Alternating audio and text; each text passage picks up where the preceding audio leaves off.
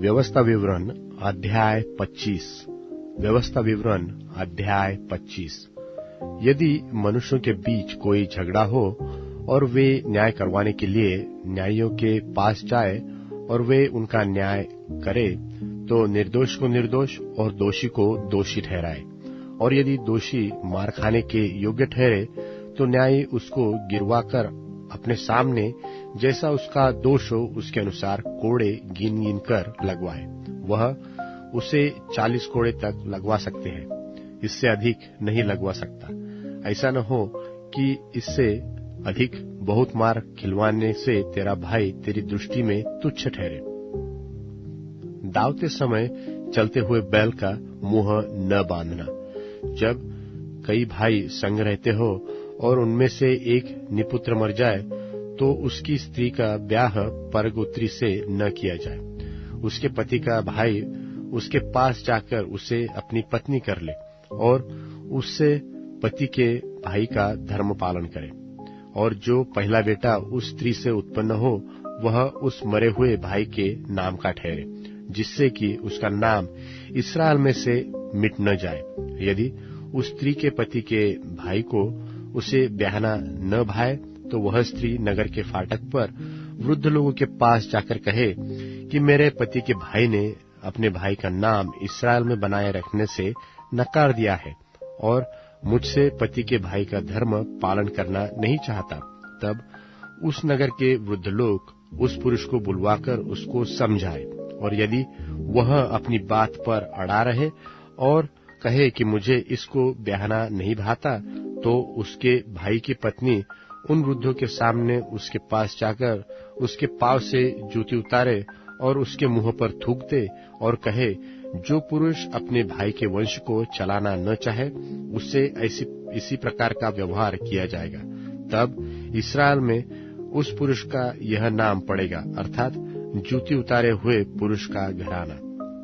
यदि दो पुरुष आपस में मारपीट करते हो और उनमें से एक की पत्नी अपने पति को मारने वाले के हाथ से छुड़ाने के लिए पास जाए और अपना हाथ बढ़ाकर उसके गुप्त अंग को पकड़े, तो उस स्त्री का हाथ काट डालना, उस पर तरस न खाना।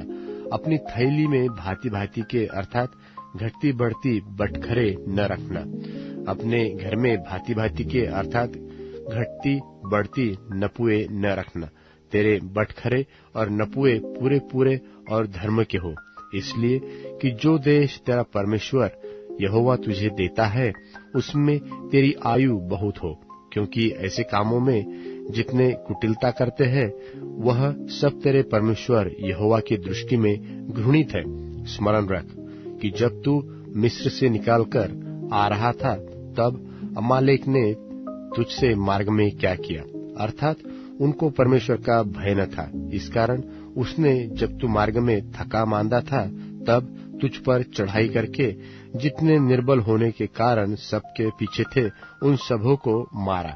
इसलिए जब तेरा परमेश्वर यहोवा उस देश में जो वह तेरा भाग करके तेरे अधिकार में कर देता है, तुझे चारों ओर से सब शत्रुओं से विश्राम दे, तब अमालेक का नाम धरती पर से मिटा डालना, और तुम इस बात को न भूलना। व्यवस्था विवरण अध्याय 26। व्यवस्था विवरण अध्याय 26।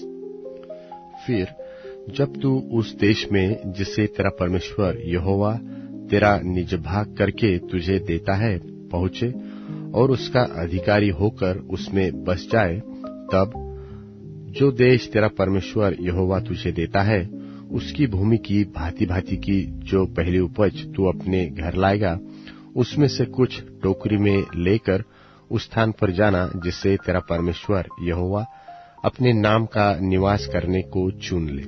और उन दिनों के याजकों के पास जाकर यह कहना कि मैं आज तेरे परमेश्वर यहोवा के सामने निवेदन करता हूं कि यहोवा ने हम लोगों को जिस देश के देने की हमारे पूर्वजों के साथ शपथ खाई थी, उसमें मैं आ गया हूं।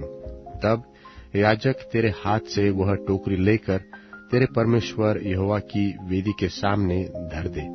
तब तू अपने परमेश्वर यहोवा से इस प्रकार कहना कि मेरा मूल पुरुष एक अरामी मनुष्य था जो मरने पर था, और वह अपने छोटे से परिवार समेत मिस्र को गया और वहां परदेशी होकर रहा, और वहां उससे एक बड़ी और सामर्थी और बहुत मनुष्यों से भरी हुई जाति उत्पन्न हुई, और मिस्रियों ने हम लोगों से बुरा बर्ताव किया और हमें दुख दिया और हमसे कठिन सेवा ली। परंतु हमने अपने पूर्वजों के परमेश्वर यहोवा की दुहाई दी, और यहोवा ने हमारी सुनकर हमारे दुख, श्रम और अंधेर पर दृष्टि की, और यहोवा ने बलवंत हाथ और बढ़ाई हुई भुजा से अति भयानक चिन्ह और चमत्कार दिखलाकर हमको मिस्र से निकाल लाया, और हमें इस स्थान पर पहुंचाकर यह देश जिसमें दूध और मधु की धाराएं बहती है हमें दे दिया है। अब हे यहोवा देख, जो भूमि तूने मुझे दी है उसकी पहली उपज मैं तेरे पास ले आया हूं।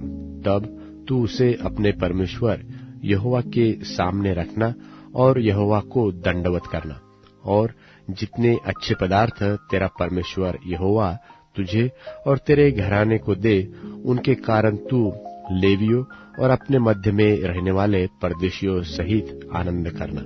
तीसरे वर्ष जो दशमांश देने का वर्ष ठहरा है, जब तू अपनी सब भांति की बढ़ती के दशमांश को निकाल चुके, तब उसे लेवीय, परदेशी, अनाथ और विधवा को देना, कि वे तेरे फाटकों के भीतर खाकर तृप्त हो। और तू अपने परमेश्वर यहोवा से कहना कि मैंने तेरी सब आज्ञाओं के अनुसार पवित्र ठहराई हुई वस्तुओं को अपने घर से निकाला और लेवीय, परदेशी, अनाथ और विधवा को दे दिया है। तेरी किसी आज्ञा को मैंने न तो टाला है और न भूला है। उन वस्तुओं में से मैंने शोक के समय नहीं खाया, और न उनमें से कोई वस्तु अशुद्धता की दशा में घर से निकाली, और न कुछ शोक करने वालों को दिया। मैंने अपने परमेश्वर यहोवा की सुन ली। मैंने तेरी सब आज्ञाओं के अनुसार किया है। तू स्वर्ग में से जो तेरा पवित्र धाम है दृष्टि करके अपनी प्रजा इस्राएल को आशीष दे, और इस दूध और मधु की धाराओं के देश को भूमि पर आशीष दे, जिसे तूने हमारे पूर्वजों से खाई हुई शपथ के अनुसार हमें दिया है। आज के दिन तेरा परमेश्वर यहोवा तुझको इन्हीं विधियों और नियमों के मानने की आज्ञा देता है। इसलिए अपने सारे मन और अपने सारे प्राण से इनके मानने में चौकसी करना। तूने तो आज यहोवा को अपना परमेश्वर मानकर यह वचन दिया है कि मैं तेरे बनाए हुए मार्गों पर चलूंगा और तेरी विधियों, आज्ञाओं और नियमों को माना करूंगा और तेरी सुना करूंगा।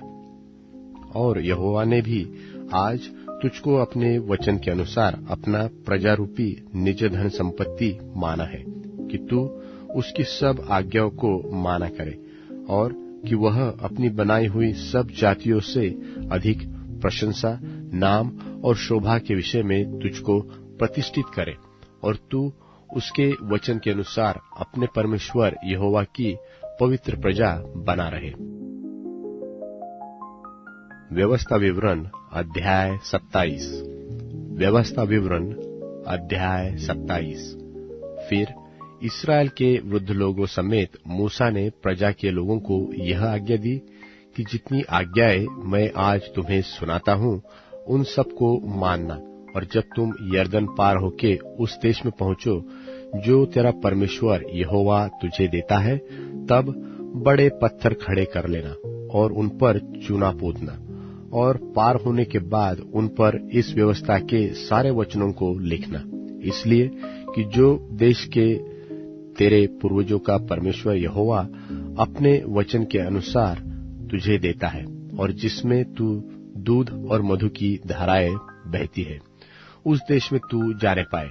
फिर जिन पत्थरों के विषय में मैंने आज आज्ञा दी है उन्हें तुम यरदन के पार होकर एबाल पहाड़ पर खड़ा करना और उन पर चूना पोतना, और वही अपने परमेश्वर यहोवा के लिए पत्थरों की एक वेदी बनाना। उन पर कोई औजार न चलाना। अपने परमेश्वर यहोवा की वेदी अनगढ़े पत्थरों की बनाकर उन पर उसके लिए होम बलि चढ़ाना और वही मेल बलि भी चढ़ाकर भोजन करना और अपने परमेश्वर यहोवा के सन्मुख आनंद करना और उन पत्थरों पर इस व्यवस्था के सब वचनों को शुद्ध रीति से लिख देना। फिर मूसा और लेवीय याजकों ने सब इस्राएलियों से यह भी कहा कि हे इस्राएल, चुप रहकर सुन। आज के दिन तू अपने परमेश्वर यहोवा की प्रजा हो गया है, इसलिए अपने परमेश्वर यहोवा की बात मानना और उसकी जो जो आज्ञा और विधि मैं आज तुझे सुनाता हूं उनका पालन करना।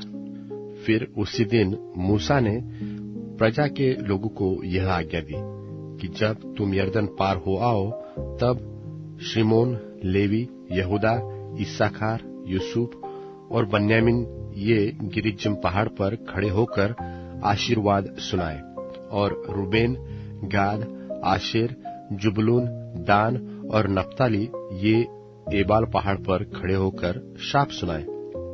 तब लेवीय लोग सब इस्राएली पुरुषों से पुकार कर कहे कि शापित हो वह मनुष्य जो कोई मूर्ति कारीगर से खुदवाकर और ढलवाकर निराले स्थान में स्थापन करे, क्योंकि इससे यहोवा को घृणा लगती है। तब सब लोग कहे आमीन। शापित हो वह जो अपनी पिता व माता को तुच्छ जाने। तब सब लोग कहे आमीन। शापित हो वह जो किसी दूसरे के सिवानों को हटाए। तब सब लोग कहे आमीन। शापित हो वह जो अंधे को मार्ग से भटका दे। तब सब लोग कहे आमीन। शापित हो वह जो परदेशी, अनाथ व विधवा का न्याय बिगाड़े। तब लोग सब मिलकर कहे आमीन। शापित हो वह जो अपने सौतेली माता से कुकर्म करे, क्योंकि वह अपने पिता का ओढ़ना उघाड़ता है। तब सब लोग कहे आमीन। शापित हो वह जो किसी प्रकार के पशु से कुकर्म करे। तब सब लोग कहे आमीन। शापित हो वह जो अपनी बहन चाहे सगी हो चाहे सौतेली उससे कुकर्म करे। तब सब लोग कहे आमीन। शापित हो वह जो अपनी सास के संग कुकर्म करे। तब सब लोग कहे आमीन। शापित हो वह जो किसी को छिपकर मारे। तब सब लोग कहे आमीन। शापित हो वह जो निर्दोष जन के मार डालने के लिए धन ले। तब सब लोग कहे आमीन। शापित हो वह जो इस व्यवस्था के वचनों को मानकर पूरा न करे। तब सब लोग कहे आमीन। लूका रचित सुसमाचार 16वां अध्याय। फिर उसने चेलों से भी कहा, किसी धनवान का एक भंडारी था और लोगों ने उसके सामने उस पर यह दोष लगाया कि यह तेरी सब संपत्ति उड़ाए देता है। सो उसने उससे बुलाकर कहा, यह क्या है जो मैं तेरे विषय में सुन रहा हूं? अपने भंडारीपन का लेखा दे, क्योंकि तू आगे को भंडारी नहीं रह सकता। तब भंडारी सोचने लगा कि अब मैं क्या करूं, क्योंकि मेरा स्वामी अब भंडारी का काम मुझसे छीन ले रहा है। मिट्टी तो मुझसे खोदी नहीं जाती और भीख मांगने से मुझे लज्जा आती है। मैं समझ गया कि क्या करूंगा, ताकि जब मैं भंडारी के काम से छुड़ाया जाऊं तो लोग मुझे अपने घरों में ले लें। और उसने अपने स्वामी के देनदारों में से एक को बुलाकर पहले से पूछा कि तुझ पर मेरे स्वामी का क्या आता है? उसने कहा, 100 मन तेल। तब उसने उससे कहा कि अपनी खाता बही ले और बैठकर तुरंत 50 लिख दे। फिर दूसरे से पूछा, तुझ पर क्या आता है? उसने कहा, 100 मन गेहूं। तब उसने उससे कहा, अपनी खाता बही लेकर 80 लिख दे। स्वामी ने उस अधर्मी भंडारी को सराहा कि उसने चतुराई से काम किया है, क्योंकि इस संसार के लोग अपने समय के लोगों के साथ रीति व्यवहारों में ज्योति के लोगों से अधिक चतुर हैं। और मैं तुमसे कहता हूं कि अधर्म के धन से अपने लिए मित्र बना लो, ताकि जब वह जाता रहे तो वे तुम्हें अनंत निवासों में ले लें। जो थोड़े से थोड़े में सच्चा है वह बहुत में भी सच्चा है, और जो थोड़े से थोड़े में अधर्मी है वह बहुत में भी अधर्मी है। इसलिए जब तुम अधर्म के धन में सच्चे न ठहरे तो सच्चा तुम्हें कौन सौंपेगा? और यदि तुम पराये धन में सच्चे न ठहरे तो जो तुम्हारा है उसे तुम्हें कौन देगा? कोई दास दो स्वामियों की सेवा नहीं कर सकता, क्योंकि वह तो एक से बैर और दूसरे से प्रेम रखेगा, या एक से मिला रहेगा और दूसरे को तुच्छ जानेगा। तुम परमेश्वर और धन दोनों की सेवा नहीं कर सकते। फरीसी जो लोभी थे, ये सब बातें सुनकर उससे ठट्ठों में उड़ाने लगे। उसने उनसे कहा, तुम तो मनुष्यों के सामने अपने आप को धर्मी ठहराते हो, परंतु परमेश्वर तुम्हारे मन को जानता है, क्योंकि जो वस्तु मनुष्यों की दृष्टि में महान है वह परमेश्वर के निकट घृणित है। व्यवस्था और भविष्यद्वक्ता यूहन्ना तक रहे, उस समय से परमेश्वर के राज्य का सुसमाचार सुनाया जा रहा है और हर कोई उसमें प्रबलता से प्रवेश करता है। आकाश और पृथ्वी का टल जाना व्यवस्था के एक बिंदु के मिट जाने से सहज है। जो कोई अपनी पत्नी को त्याग कर दूसरी से ब्याह करता है वह व्यभिचार करता है, और जो कोई ऐसी त्यागी हुई स्त्री से ब्याह करता है वह भी व्यभिचार करता है। एक धनवान मनुष्य था जो बैंजनी कपड़े और मलमल पहनता और प्रतिदिन सुख विलास और धूमधाम के साथ रहता था।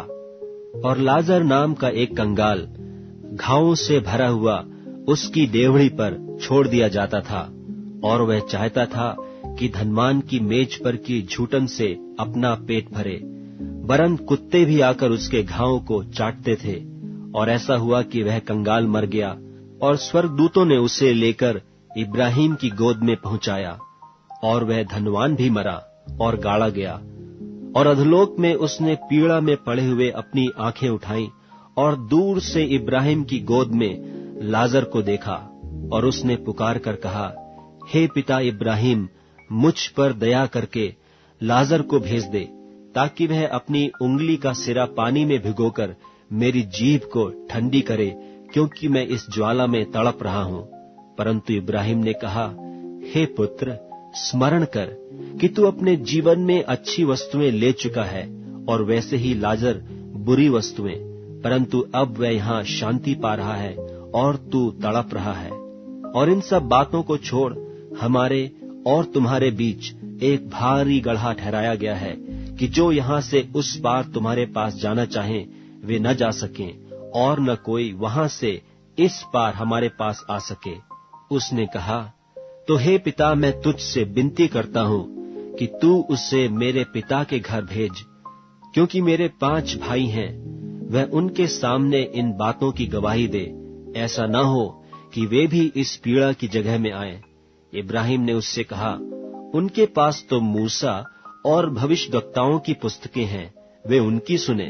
उसने कहा, नहीं हे पिता इब्राहिम, पर यदि कोई मरे हुओं में से उनके पास जाए तो वे मन फिराएंगे। उसने उससे कहा कि जब वे मूसा और भविष्यद्वक्ताओं की नहीं सुनते, तो यदि मरे हुओं में से कोई जी भी उठे तो भी उसकी नहीं मानेंगे।